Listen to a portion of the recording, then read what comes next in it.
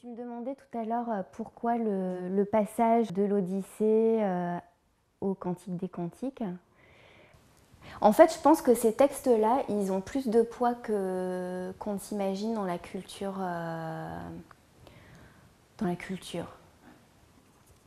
C'est une interprétation évidemment du Cantique des Cantiques. Cette idée que finalement la femme donne naissance aux choses, à la fois à la végétation, aux animaux. Elle devient une espèce de terre super fertile. Pour le sacrifice d'Isaac, j'ai relu ces passages-là. Je ne sais pas trop encore en parler, je crois. Ce qui m'intéresse, c'est la symbolique évidemment de l'agneau. Le sacrifice d'Isaac, ce qui est bien dedans, c'est que Isaac soit un survivant.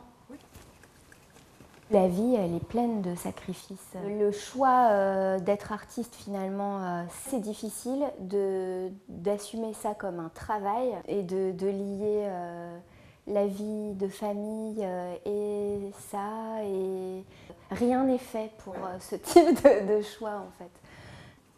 C'est un peu là-dessus, finalement, le travail où on voit les enfants à l'envers, là, qui tombent ou qui fuient. C'est un peu ça aussi, c'est qu'on est quand même obligé de sacrifier beaucoup de choses. Et... En fait, la thématique de ça, c'était mes démons quotidiens. Bon, alors c'est toujours beaucoup plus inquiétant en images que dans ma tête. C'est quand même l'idée aussi qu'on ne sait jamais ce qui va arriver.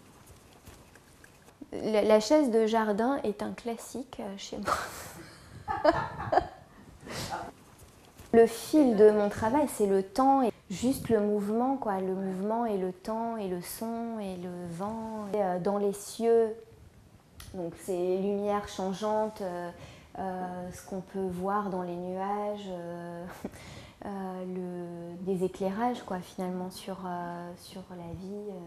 Dans le souvenir, c'est aussi l'idée de sauver des choses qui sont passées, des situations, ces moments vécus. C'est ce qui lie La fille des boulangers, donc le livre, à l'ensemble de mon travail.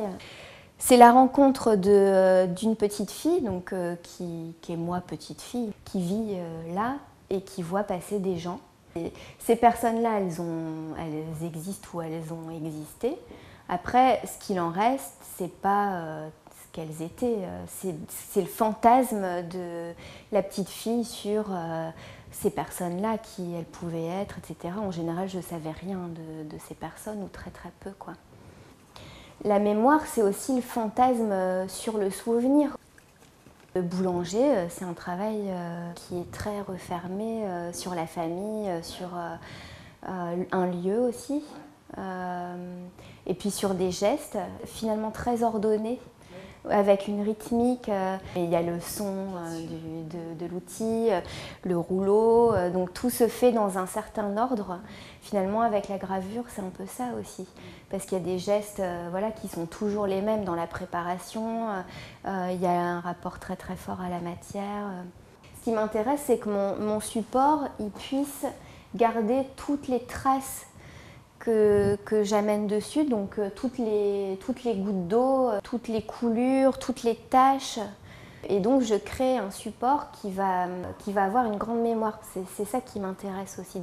Il y a aussi l'implication du corps et du geste même, parce que évidemment le geste, c'est une chose qui est très importante pour moi, et du rapport au corps dans le format, dans la trace.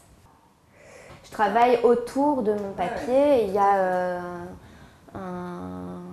un rythme qui s'opère, un son aussi particulier.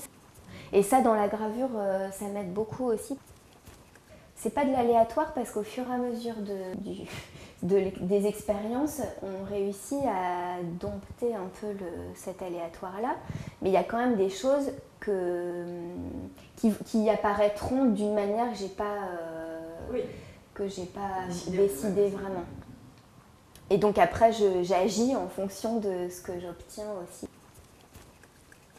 Mais c'était un morceau de main. Oui, oui. Et du coup, bon, ces éléments-là, on les reconnaît. C'est la fin du Cantique des Cantiques où la femme devient terre et génère le monde, quoi.